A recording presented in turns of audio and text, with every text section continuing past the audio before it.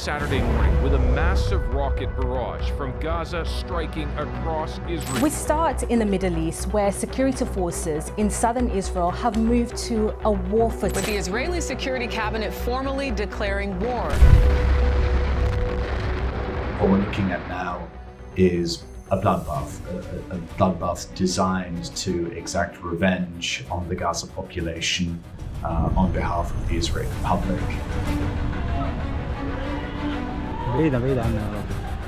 7 Ekim'de İsrail-Filistin arasında son yılların en şiddetli çatışması başladı. Kuşatma altındaki Gazze şeridini yöneten Hamas, İsrail'e yönelik büyük bir roket saldırısı başlattı. Hamas'ın İsrail'e yönelik saldırılarına İsrail misilleme yaparak karşılık verdi. Her iki taraftan da yüzlerce sivil hayatını kaybederken Batı medyasının yaşananları taraflı dille aktarması eleştirilerin odağına oturdu. So far, more than 900 Israelis are said to have been killed in the past few days. 1,000 Israelis are now known to have been killed in Hamas attacks over the weekend. Tarafsızlık iddiasıyla yayın yapan İngiliz medya kuruluşu BBC'nin ölen İsrailli siviller için öldürülenler, Filistinli siviller için ise ölenler ifadesini kullanması sosyal medyada büyük tepki çekti. BBC, yanlı yayın yapmak ve ikiyüzlü olmakla eleştirildi. We see extraordinary manifestations of language like the BBC, which is of course notorious in the Israel-Palestine conflict, despite its ideology of objectivity, just sort of the epitome of complete lunacy in so-called objective reporting. The overarching storytelling around the Israel-Gaza conflict is really based in the Israeli narrative, which means simply that Palestinian lives effectively don't matter, whereas Israeli lives are very much humanized. Sorry, it's very, excuse me, very difficult to look at these images, Jake.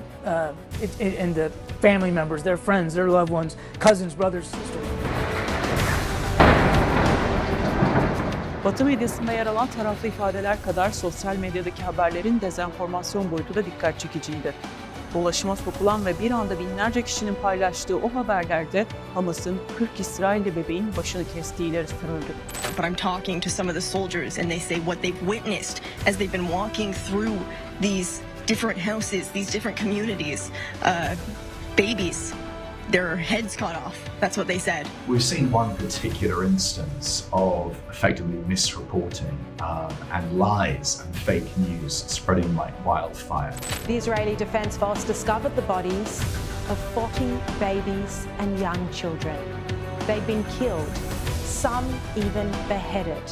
Anadolu Ajansı iddianın hemen ardından İsrail ordu sözcülüğüyle temasa geçmiş ve ellerinde iddiayı teyit eden kanıtlar olmadığı bilgisine ulaşmıştı.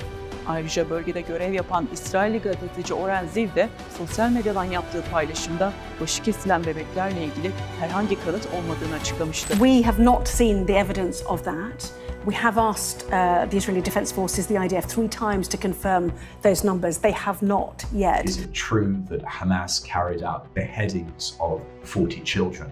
Well, it looks like that isn't true because there's been no evidence to this. Because Palestinians have basically been categorized effectively as unpeople, humans that are just, well, human animals, to use the word of the Israeli officials. And that's very much how the mainstream narrative captures the story as well.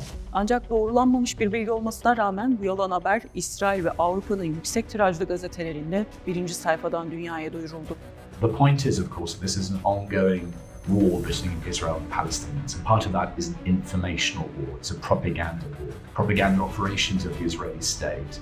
Children have already been massacred in Gaza, they've already been beheaded by Israel's aerial bombardments, but that is of little to no report in the Western reportage. Let's start with the Islamist militant group that carried out this attack. The US Defense Department has described this weekend's actions by Hamas as, quote, ISIS-level savagery. Diğer yandan Batı medyasında yer alan pek çok yayında Hamas'ın terör örgütü DAEŞ'le eş tutulması ve Filistin'in sivil kayıpları yeterince yer verilmemesi Batı toplumlarında Filistin'e yönelik nefreti körüklediğine dikkat çekiliyor. You should be dragged through the streets in front of your kids. That's okay, thank you.